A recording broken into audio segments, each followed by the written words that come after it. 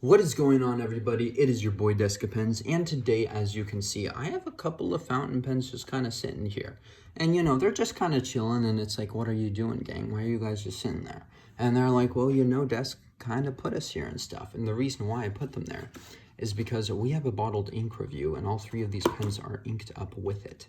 And this ink is the 54th Massachusetts. Let's go! Made in the USA. Made in the USA by Noodlers, and this is a nice blue-black ink that we are going to experiment with and have quite a bit of fun with. So, real quick, while I am holding this ink bottle at the risk of dropping it, I just kind of want to tell you this story. This is a really good story. I've seen the movie to it. When I found out, I was like, man, I have got to, kind of see what's going on. Like, what is this all about? This looks great. And it's a really just awesome movie called Glory. It has the guy from Ferris Bueller in it. It has, Wesley from A Princess Bride in it. And then, of course, it has Morgan Freeman, Denzel Washington, just all of these really awesome actors. And the story behind it actually is this was the first black regiment in the Civil War. At least I believe it was the first black regiment. I could be wrong, but from what I'm gathering, that seems to be correct. I hope so. And so it kind of just talks about their struggles and, some of the things that these guys went through. And there was this brutal battle that I believe is actually depicted here. This is the Battle of Fort Wagner, which I believe was happening in South Carolina. It happened in South Carolina, and these guys led the charge into it, and many of them were killed. Wait, actually, hang on. I don't want to spoil that in case you guys want to watch the movie. Go watch the movie, though, and you will find out what happened at this battle. But anyways, so overall, just a really unique, a really awesome ink with a really unique and great and super important story. There we are. This ink also just has some really good properties too that we will kind of get into. Specifically, it has two things that I feel like a lot of fountain pen inks sometimes don't have, or maybe, I don't know, maybe that's me just kind of like making this observation without truly researching it. Maybe I just need to do a little more research, but overall, I have to say I am a fan of the Noodlers ink, It's almost like it's the Fisher Space Pen of the fountain pen world, just really reliable, really solid, and really, really cool. So anyway, first though, we should get into it. So let's talk about some of these pens. All of these pens have videos and reviews up, and I'm just showing you guys what I am going to be writing with. So the first one is going to be the Schneider.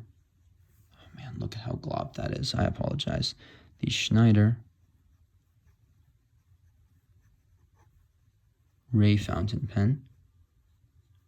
And there's a reason why we're doing this that I'll kind of get into. The Schneider Ray fountain pen. The Parker I Am fountain pen.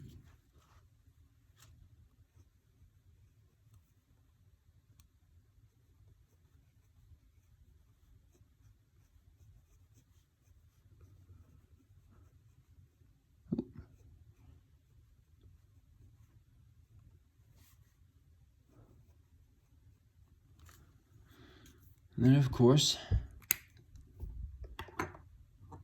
the Pilot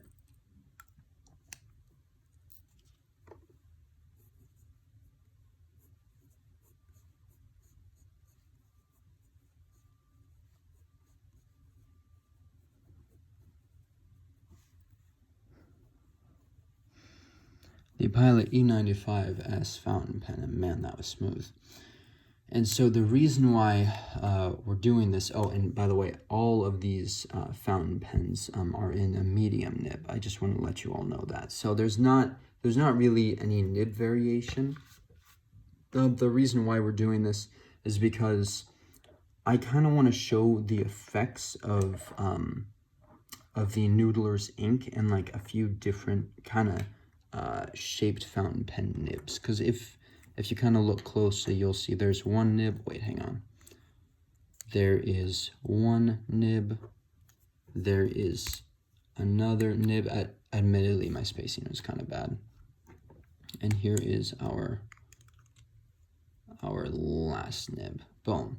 If you kind of look at it, you'll sort of see the 3 nibs are all shaped a little bit differently, and they're all kind of different like dimensions too. Well, they're all they're kind of similar, but they're all different enough that I think that we can kind of get some variation just to kind of get a feeling of what this ink is like as it performs across a few different fountain pens. And so, you know, I know a lot of guys go extra fine, medium, broad, all that. All I really have though are like fine point are medium point fountain pens.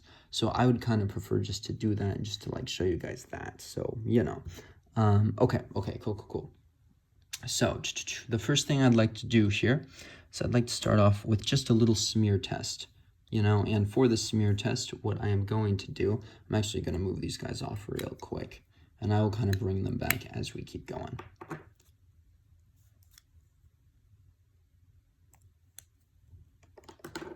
Hang on. Just got some fountain pens kind of going, or some other pens that are kind of bothering my elbow.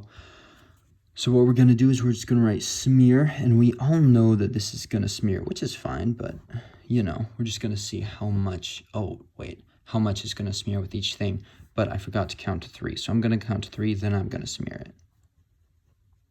Smear. 1, 2, 3. Okay, that's it after like 3 seconds about. Very nice.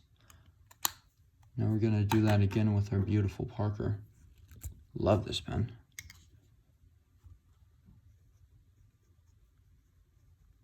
One, 2, 3. Nice. Okay.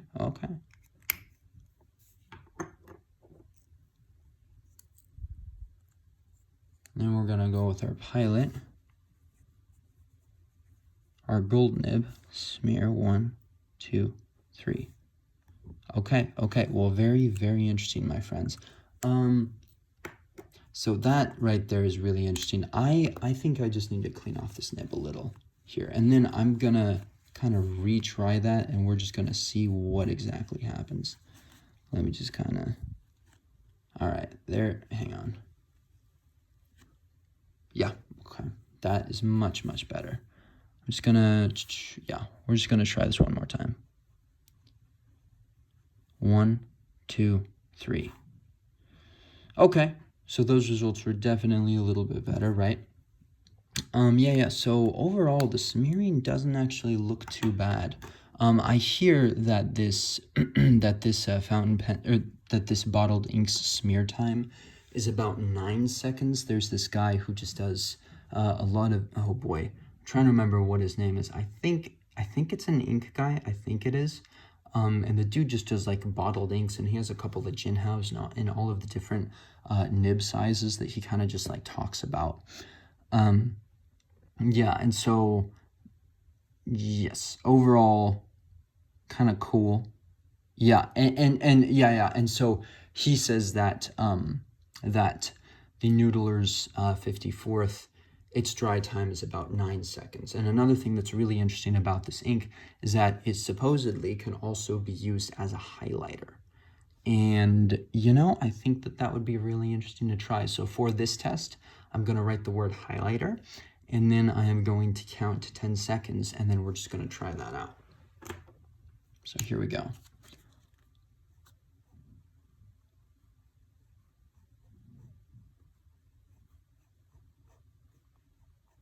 One, 2, 3, 4, 5, 6, 7, 8, 9, 10. Oh, that was nasty. Let me go ahead and just clean this a little. Okay. That was really nasty. Oh, that was rough. Did you see that, my people? Oh my gosh. Okay.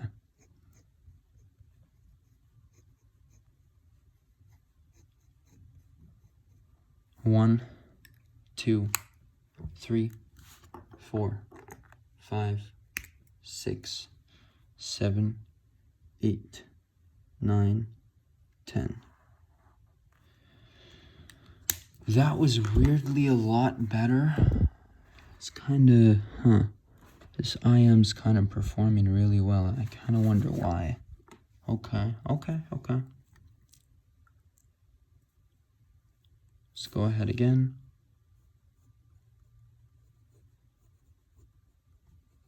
Oh, how smooth is this thing? Holy smokes. 1, 2, 3, 4, 5, 6, 7, 8, 9, 10. Yeah, oh boy. Yeah, that was just rough. Okay, so that is a really interesting find right there, though. I don't know what to make of this. So the Parker IM, I think, has the smallest nibs out of all of them. So maybe it's kind of, and I hesitate to say the nib size, even though that's kind of what I'm thinking, because when people hear nib size, they think extra fine, fine, medium, broad, double broad, stub, all of that. And so what I want to say instead is the diameter. I think the diameter might have a really big effect on it. And maybe also just the shape of the nib, because if you'll notice, this guy's nib and this guy's nib are really close to each other. You know, like they're still different enough, right? Like this guy is not an inverted nib. He still kind of sticks out. This sucker right here is an inverted nib, but you know, they do kind of have like a shape that at least makes it feel like they're distant relatives or something, you know? Whereas the Parker has what I call a traditional nib, which is just kind of this thing right here, you know, and it is much smaller though, which I do kind of like that, I have to admit, at least in terms of the dry time. I think it's really, really good for dry time. That was one of the things that when I started writing with my Parker versus my Twisby, I found I kind of liked my Parker a little bit more. How times have changed, my friends. But yeah, and so okay, so this isn't necessarily like a versus video, but this is something that's really interesting here about this Noodler's ink. So I am gonna end this in like probably the next minute, but what I'll say here is I think that the diameter of the nib matters a lot with any bottled ink, yes, but from what I can see, it would seem to me that having kind of a smaller nib in terms of diameter with something like the 54th Massachusetts, which is meant to be, you know, number one, low viscous. It's extremely smooth. That's something I haven't covered, which I feel bad about. And then, you know, a quick dry time for like fountain pen ink. It's something that's also, you know, highlighter proof, which is kind of amazing. You know, it's like something like this. I think if you kind of go with a much smaller traditional nib like the Parker IM, I think that that's going to serve you better compared to, you know, the Pilot E95S or the Schneider Ray. And so I think that, number one, I think that the Noodler's ink is phenomenal, and I think that everybody should get it. I think everybody should get this 54th Massachusetts because, number one, it has a great historical kind of lesson to it, or a great a great story behind it, number one, you know, and it's a great way to like pay homage to these men. And then number two, the color is just absolutely beautiful. Like I can see why they called it the 54th, because I do feel like this color kind of matches the Union uniforms that I think is really, really cool. Yeah, and so my closing thoughts, great bottled ink, really cool. If you want to get kind of the best and the most out of it, get something like the Parker IM, just something with a really small nib. Another thing that I will say is that I don't have it filled up with it right now, but my Pilot Explorer also did a great job with this ink. And in terms of dry time, the Parker and the Pilot were very similar, with I think the Parker being a little on top. But anyway, that is the end of my video. I thank you all for watching it, and I hope that you all have a wonderful, wonderful day. Don't forget to like, subscribe, and ring that bell. Descapens, out.